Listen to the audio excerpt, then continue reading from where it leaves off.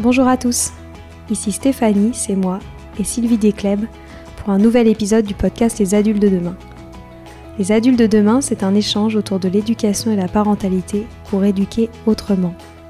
C'est aussi un livre qui s'intitule Offrir le meilleur aux enfants aux éditions Hatier. Vous trouverez le lien sur notre compte Instagram et sur notre site internet lesadultesdedemain.com.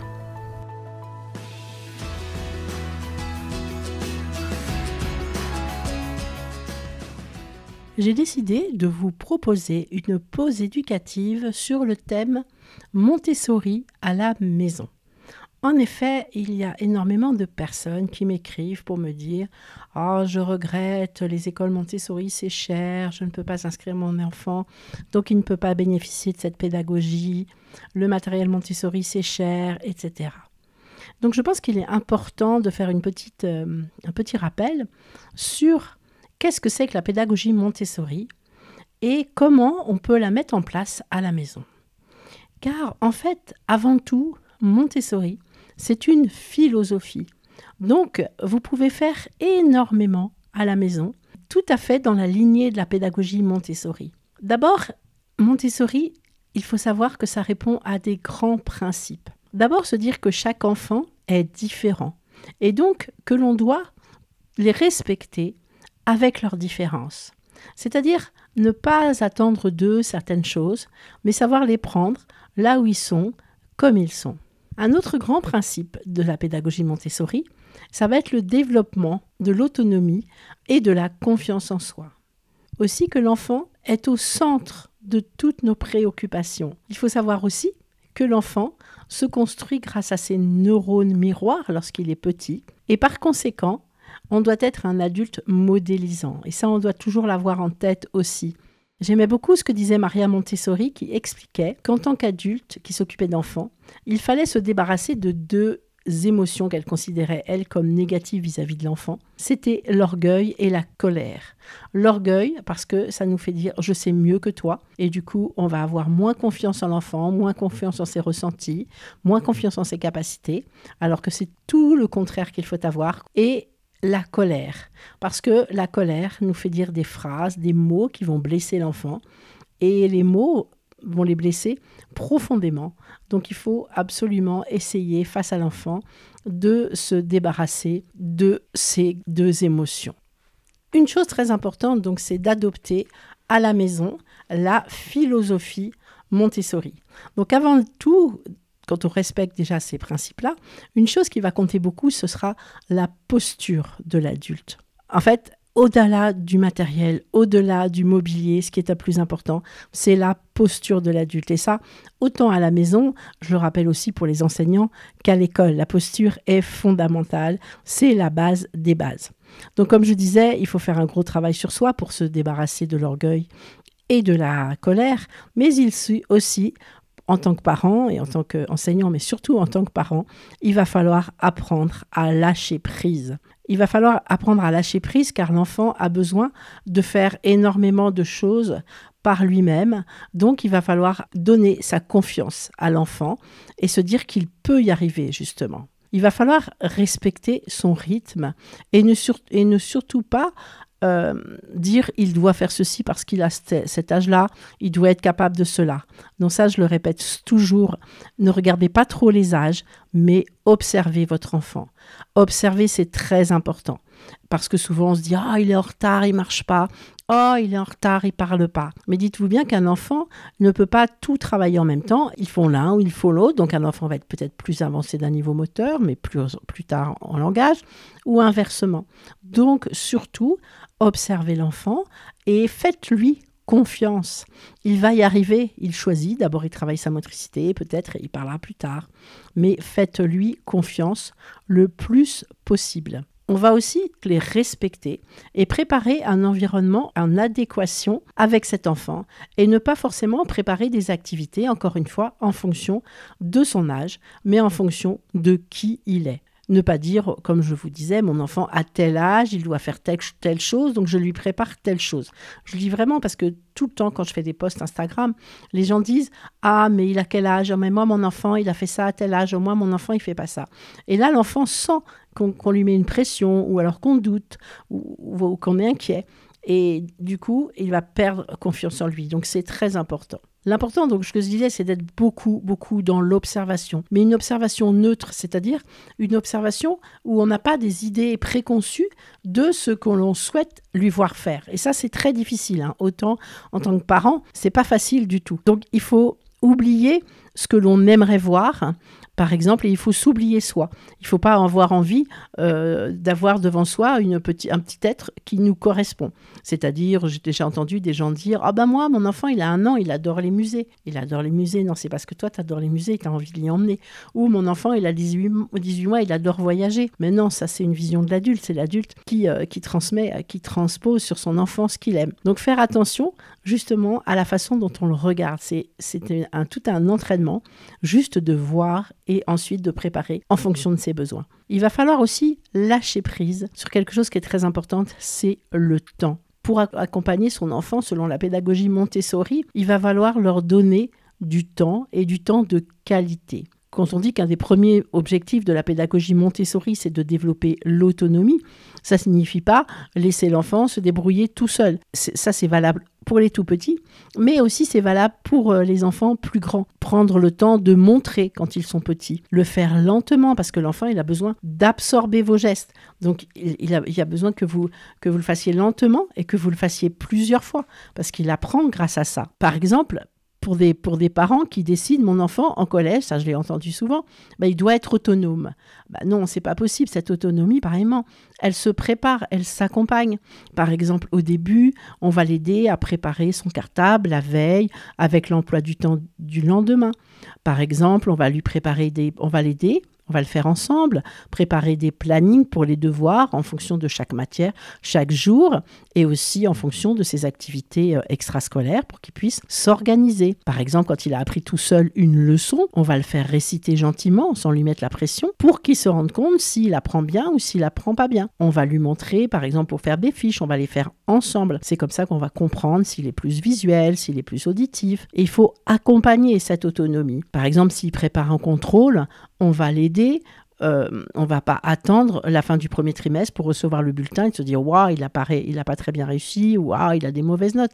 Parce que là, il aura déjà perdu pas mal confiance en lui. Avec un plus petit, par exemple, qui commence à s'habiller, il va falloir organiser différemment l'emploi du temps parce qu'on sait que ça va prendre plus de temps. Et si on veut qu'il réussisse, il va falloir ne pas le presser, ne pas le stresser, ne pas lui dire « Ah, tu vas être en retard à l'école, dépêche-toi, il faut qu'on monte à la voiture, moi je vais être en retard au travail ». Pareil, quand l'enfant doit débarrasser par exemple tout seul sa table le soir, il va pas falloir lui dire « Dépêche-toi parce que c'est l'heure d'aller te brosser les dents puis se coucher ». Il va falloir aménager l'emploi du temps, prévoir des plages horaires plus grandes le matin, le soir, pour lui laisser ce temps. Donc on va adapter le temps qu'on va donner à l'enfant et aussi le temps que nous allons lui offrir. Offrir aussi un temps de qualité, c'est-à-dire un temps où on est totalement disponible, c'est-à-dire pas avec le téléphone, pas avec un ordinateur, pas avec un rendez-vous dans 5 minutes, pas avec du monde autour qui discute, c'est vraiment du temps qu'on va lui donner. Parfois, il faut peut-être mieux en donner moins, mais donner un temps de qualité. Par exemple, quand on va lui présenter une activité, il faudra vraiment avoir l'esprit libre,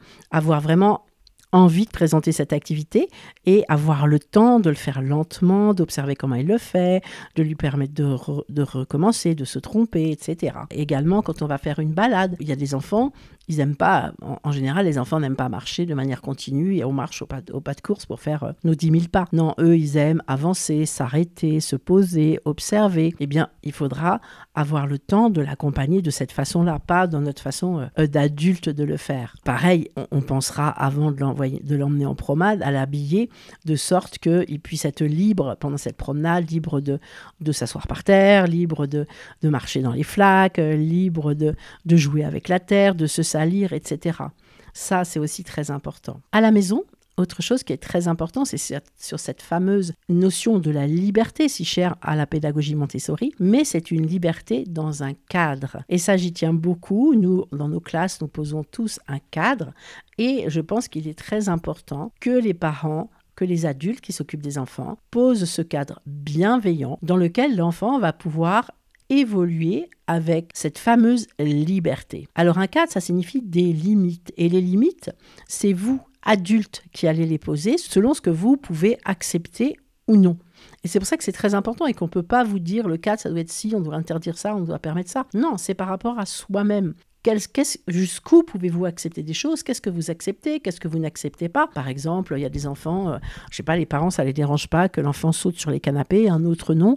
Bon voilà, c'est chacun ses limites.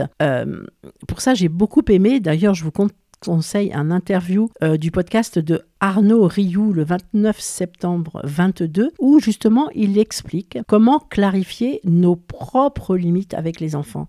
Parce qu'en fait, ce sont nos limites à nous que l'on va poser pour ce cadre justement. Donc, il doit être vraiment défini en premier lieu, en fonction bien sûr de la sécurité de la maison, de la sécurité de l'enfant, et ensuite en fonction de nos limites d'adultes. Ensuite, ce cadre va permettre d'instaurer des routines qui sont hyper importantes pour le bien-être de l'enfant. De la même façon, je ne vais pas vous dire la routine, c'est qu'on doit commencer à 8 heures, je ne sais pas, par prendre le petit déjeuner ensemble, ensuite on va se brosser les dents. Non, la routine, c'est vous qui allez la poser en fonction de qui vous êtes, en fonction de votre vie, en fonction, pareil, de l'organisation de vous, de votre propre journée. Mais cette routine, il va falloir y réfléchir en tant qu'adulte, ensemble, si vous êtes des parents ensemble, il faut y réfléchir ensemble pour que ça convienne aux deux, pour maintenir justement cette routine et que l'enfant puisse se construire de cette façon-là, sans stress, parce qu'en fait, il sait ce qui va se passer après.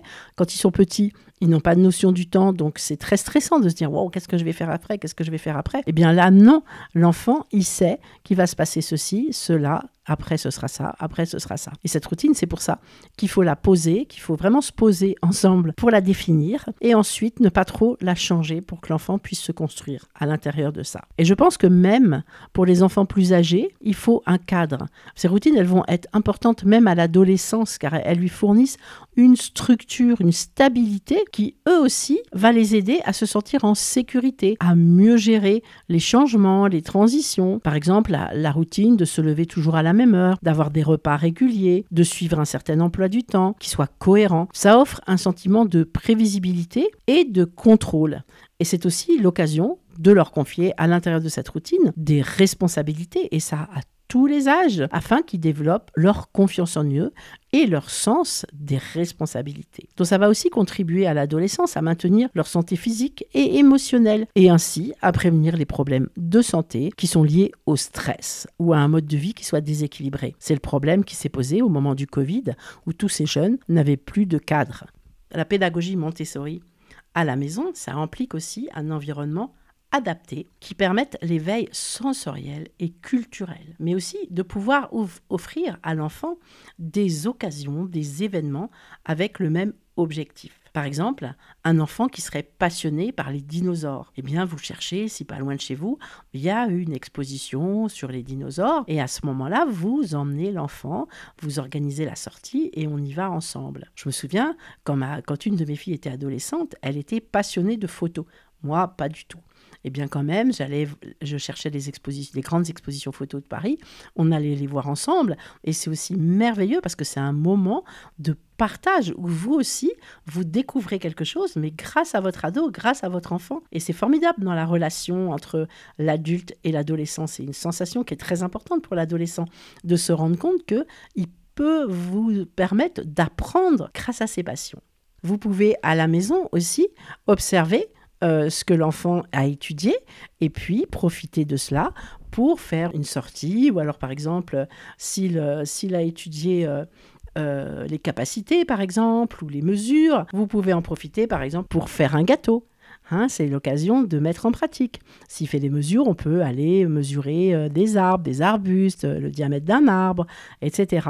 Et ça, c'est très important dans l'accompagnement et dans le fait que l'enfant est aussi au centre de vos préoccupations. Donc ensuite, une chose qui est très importante, ça va être le développement des différentes capacités de l'enfant. Donc on va parler des périodes sensibles. L'enfant traverse des périodes sensibles, l'ordre, le langage, les sens, etc. Donc on va accompagner ces périodes sensibles en tant que parent montessorien.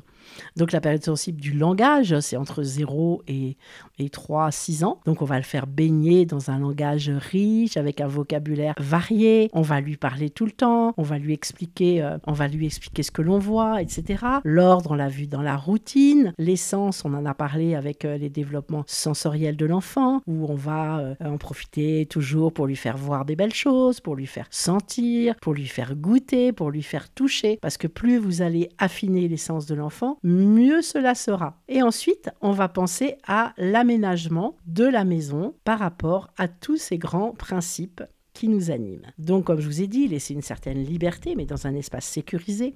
On va développer l'autonomie. Donc, on va agir sur cet environnement. On va choisir un mobilier qui soit complètement adapté à sa taille pour cet environnement qui lui est consacré. Donc, c'est-à-dire qu'on va choisir une petite table à sa hauteur, une petite chaise à sa hauteur pour qu'il puisse s'installer. On va choisir une petite bibliothèque pour sa chambre où il va pouvoir installer ses livres. Et ça, vous trouvez, il y en a une très belle chez Art Montessori, mais vous pouvez aussi installer des étagères qui soient à son niveau. L'important, c'est qu'il puisse attraper les livres et qu'il les voit la face devant lui afin qu'il puisse justement choisir parmi ses livres. Puis vous aménagez un petit coin avec des coussins, un petit coin confortable. Pas besoin de dépenser beaucoup d'argent, mais lui faire un endroit confortable, calme, apaisé. Dans l'entrée, pour développer cette autonomie, vous allez installer un porte-manteau à sa hauteur et de cette façon, il va pouvoir accrocher son manteau, décrocher son manteau, éventuellement une boîte pour mettre ses chaussons quand il s'en va et puis il posera ses chaussures proprement ou alors sur un petit meuble dédié pour cela si vous êtes bricoleur. Ensuite, dans la pièce de vie, tout dépend de l'âge de l'enfant, mais c'est important qu'il ait un petit espace pour lui. Et justement, dans le cadre de ce développement du respect et des limites, c'est important qu'il ait un endroit pour lui, qui n'occupe pas tout le salon, tout l'espace, mais un petit espace pour lui. Donc s'il est petit, ça peut être un nid d'eau avec un petit tapis, une petite étagère basse, avec quelques paniers proprement et puis quelques livres. Après, quand il est plus grand, on peut lui réserver une étagère où il va avoir quelques activités et quelques livres qui seront toujours bien rangés, ordonnés, toujours prête à l'usage. Le nid d'eau peut être aussi dans sa chambre avec un tapis, un miroir avec une barre pour qu'il puisse se regarder, pour qu'il puisse ensuite se mettre debout tout seul, pour qu'il puisse voir tout ce qu'il y a autour de lui. Et puis, on peut aménager avec une petite étagère, comme je vous le disais, avec des petits paniers dédiés, c'est-à-dire un petit panier avec des hochets, un petit panier avec des balles, et tout ça accessible pour dès qu'il pourra se déplacer, il pourra les saisir. On peut aussi lui présenter les mobiles Montessori, il y en a 3, que l'on mettra à la hauteur de son torse pour qu'il puisse les attraper, les faire bouger et comprendre énormément de choses importantes comme la relation de cause à effet, comme toucher, des choses comme ça. Et ça, c'est très important aussi pour l'enfant. Ensuite, dans la cuisine, alors ça, c'est des tâches qu'ils adorent. Dès l'instant où ils tiennent debout, c'est nous accompagner dans les gestes du quotidien. Et il sera très important de leur faire confiance aussi pour ça et de leur montrer qu'ils ont une place importante et qu'ils nous aident vraiment. Pas leur dire « Oh, je fais ça pour que tu joues. Oh là là, ça me prend du temps. » Non, oh, tu vas m'aider, c'est super. Tu vas couper le fromage, tu vas laver ses légumes, tu vas faire tourner la salade. Ça, c'est important qu'il se rende compte qu'il a vraiment une utilité pour vous. Qu'il va passer le café, il peut faire le café tout seul. Vous savez que les machines, là, appuyer sur le bouton. Il peut presser un fruit, faire le jus d'orange. Vraiment lui montrer qu'il a une vraie utilité. Donc pour ça, c'est bien aussi de leur mettre à disposition une chaise à leur hauteur. Vous savez, ça s'appelle une tour d'apprentissage. Art Montessori en vend aussi une très bien faite. Et là, il est à la hauteur du plan de travail et il peut vous aider. Alors bien sûr, encore une fois, on prépare l'environnement pour cette autonomie, une petite planche, des couteaux spéciaux pour l'enfant, vous en trouvez chez Opinel, je crois, qui ne se coupent pas, bien sûr, faites attention, et puis une activité à la fois. Ça, c'est très important, Maria Montessori insiste là-dessus. L'enfant ne peut affronter qu'une seule difficulté à la fois. Donc quand vous préparez une activité, que ce soit pour vous accompagner dans une tâche ou que ce soit une activité de vie pratique, de vie sensorielle, demandez-vous toujours combien il y a de difficultés. Et il faut qu'il y ait une seule difficulté à la fois.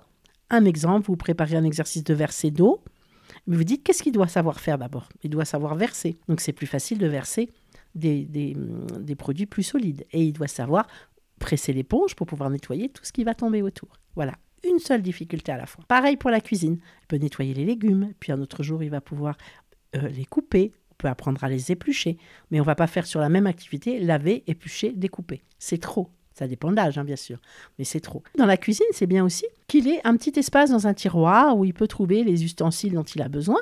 Et puis aussi, peut-être, s'il mange parfois tout seul, qu'il puisse trouver aussi pour mettre la table, pour nettoyer sa table avec l'éponge ou un ramasse-miettes, tout ce dont il aura besoin dans un tiroir bien rangé à sa disposition. Il peut vous aider aussi à charger le lave-vaisselle, il peut vous aider à faire plein de choses, des tout petits, passer l'aspirateur, faire le ménage. C'est pour ça que c'est important aussi qu'il ait, par exemple, un ensemble avec le balai, tout ce dont il aura besoin, une petite pelle, un ramasse-miettes, etc., un ramasse-poussière, pour qu'il puisse le faire tout seul. Ensuite, sa chambre. Donc, sa chambre, nous, on préconise bien sûr le lit au sol pour qu'il puisse se lever, se coucher quand il en a besoin. Ça peut être tout à fait un matelas, même au début, pour que, quand il roule sur lui-même, il se fasse pas mal en tombant. Et vous mettez un tapis devant. Ensuite, vous pensez, comme je vous disais, une petite bibliothèque, soit dans sa chambre, soit dans la pièce de vie. Et puis aussi une petite penderie pour qu'il puisse choisir lui-même ses vêtements. Alors, attention, pas trop de choix. Parce que s'il y a trop de choix, vous allez vous disputer. Donc, faites un pré-choix pour pas qu'il choisisse des choses que vous ne vouliez pas. Ça, c'est important. Ça fait partie aussi de la préparation de l'environnement. Si on est en hiver, vous ne lui mettez pas les sandales parce qu'il risque de choisir ça. Voilà, et tout à sa disposition. Une étagère avec des activités à sa disposition et pas énormément. Pas trop de choix, encore une fois. Et puis, c'est mieux de faire tourner, de bien ranger. Dans la salle de bain, c'est important aussi qu'il puisse se brosser les dents, se coiffer, se laver les mains tout seul. Donc, soit vous proposez un marchepied, soit il existe aussi des meubles lavabo à la hauteur de l'enfant. Pareil, Art Montessori en vend un très bien. Et là, l'enfant est complètement autonome. Dans le bain, pour qu'il puisse se laver tout seul, je vous conseille les petits contenants pour avion, pour pas qu'il vous vide tout le shampoing et tout le savon liquide dans la baignoire. Mais il peut très tôt se laver tout seul. Ensuite, vous allez créer aussi des activités. Vous savez que pour créer des activités, il vous faut des plateaux et des ustensiles de la vie quotidienne. Des exercices de verser, il vous faudra juste 2 contenants, une cuillère, 2 contenants, une pince. Vous pouvez faire des exercices avec des pinces à linge. Vous pouvez faire des exercices de soins de l'environnement où il va cirer ses chaussures, où il va laver la glace. Tout ça se fait avec les outils que vous avez à la maison. La seule chose, c'est qu'il faut bien préparer sur un plateau. Donc, je vous proposerai un autre épisode sur la préparation des activités pour les jeunes enfants. Après, pensez pour les plus grands qu'il faut aussi les aider à entrer dans leur autonomie, comme je vous disais tout à l'heure par rapport au cartable, par rapport aux devoirs, mais aussi par rapport au planning de la journée. Donc, mettez-leur un semainier pour qu'ils sachent ce qu'ils vont faire chaque jour. Aidez-les à préparer leurs vêtements la veille afin qu'ils puissent s'habiller tout seuls. Et puis après, peu à peu, donnez-leur de plus en plus d'autonomie, allez chercher le pain tout seul, donnez-leur un peu d'argent aussi à gérer, ça c'est important. Maria Montessori, pour les adolescents, elle faisait ce qu'on appelle le Herdkinder, où elle emmenait les enfants loin de leurs parents et où ils géraient une véritable petite entreprise agricole ou alors un espace comme un gîte où ils recevaient les gens, etc. Donc pensez-y à l'adolescence de leur confier aussi des vraies missions, c'est-à-dire on a envie d'aller, je sais pas moi, dans une sortie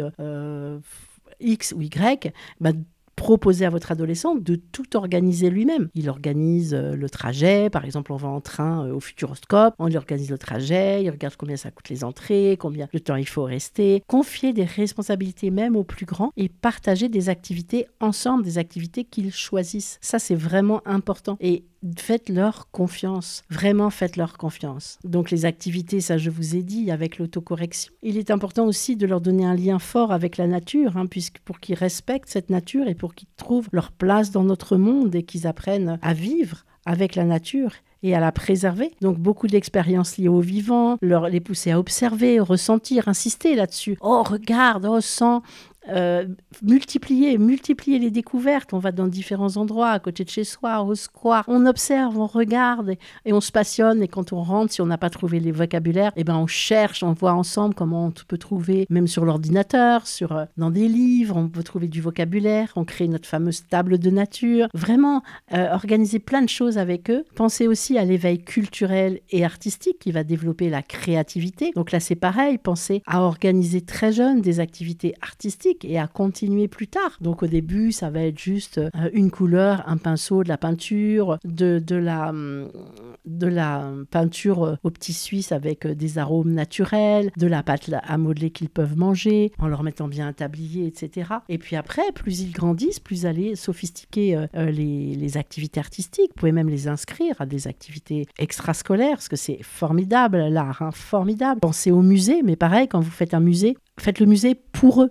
C'est-à-dire que vous allez faire un musée, vous préparez à l'avance la pièce principale du musée, où on cherche les animaux sur les tableaux. Vous voyez, trouver des objectifs, mais qui soient à leur portée. On fait le musée pour eux. Moi, pendant des années, j'ai fait les musées que pour mes enfants, donc je les ai découverts tout à fait autrement. Et c'était quand même passionnant. Et du coup, maintenant, ils sont grands et ils font tous les musées qu'ils rencontrent. Faites-leur écouter de la musique ensemble. Découvrez des nouveaux genres musicaux, peut-être qui vont leur plaire et que vous ignoriez. Et par contre, faites-leur vraiment partager vos propres goûts musicaux pour qu'ils soient heureux de partager avec vous. Donc voilà, par rapport à Montessori à la maison, je vous assure qu'on peut en faire, mais tellement. Sur la lecture, je vous ai fait un épisode. Vous pouvez aussi leur apprendre, faire les jeux sur les sons. Je vous ai fait un épisode là-dessus. Par rapport aux chiffres, vous pouvez leur apprendre à compter à la maison. Mais dites-vous bien que c'est pas parce que les enfants vont pas dans une école Montessori qu'ils ne peuvent pas bénéficier de la pédagogie Montessori. C'est vraiment... pensez que tout se passe à l'école, et moi je pense que, je devrais pas le dire, mais je pense vraiment que vous pouvez faire énormément à la maison. Et Montessori, vraiment, c'est une philosophie de vie. Et vous devez être un modèle, puisque l'enfant se construit par rapport à vous. Vous devez être un modèle parce que l'enfant se construit par rapport à vous. Donc c'est une pression que l'on a. Mais quel bonheur de partager tout ça à la maison avec eux et de les voir, ces petits êtres, devenir de plus en plus autonomes, même très jeunes, mais c'est absolument extraordinaire. Et de les voir avec confiance en eux, avoir envie d'apprendre avec vous, c'est formidable. Voilà, le prochain épisode sera sur la bibliothèque idéale pour l'enfant de 0 à 7-8 ans. Cela fera suite à un interview que Stéphanie a fait le 7 mars de Michel Desmurget qui explique tous les avantages de développer l'amour de la lecture chez les enfants de tous les âges. J'ai adoré cet épisode et j'ai encore eu plus envie que vous développez le goût de la lecture, le goût de partager des livres avec les enfants. Donc, je travaille sur la bibliothèque idéale pour vous donner des super idées de livres.